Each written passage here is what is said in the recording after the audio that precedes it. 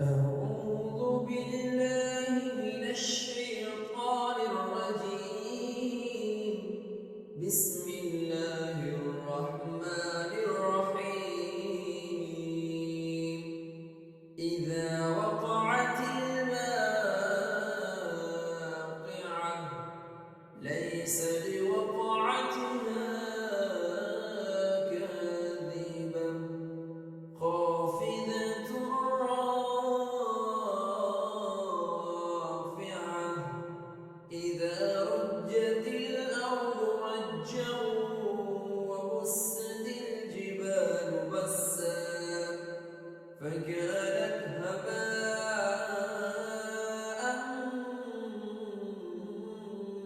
منبثا وكنتم أزواجا ثلاثة فأصحاب الميمنة ما أصحاب الميمنة وأصحاب المشأمة ما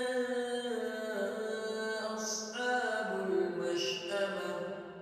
والسابقون السابقون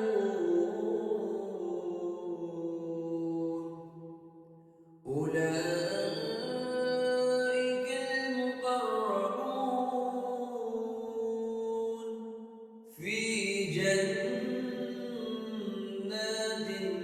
النعيم ثلة من الأولين وقليل من الآخرين على سرر موضونة متكئين عليها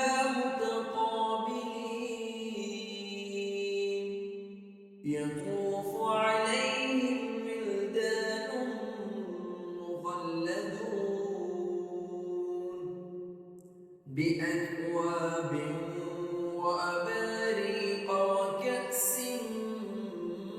من معين لا يصدعون عنها ولا ينزفون وفاكهة مما يتخيرون ولحم طير مما يشتهون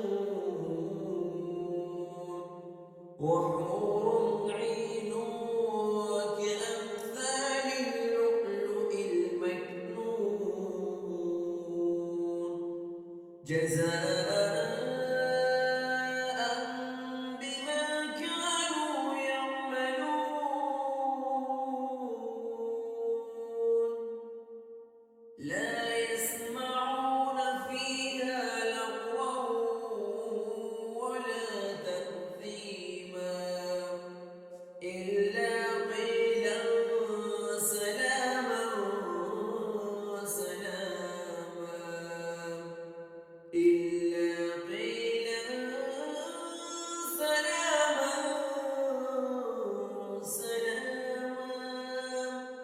وأصحاب اليمين ما أصحاب اليمين في سدر مخضود وطلح منضود وظل ممدود وماء مسكوب وفاكهة كثيرة لا مقطوعة ولا ممنوعة وفرش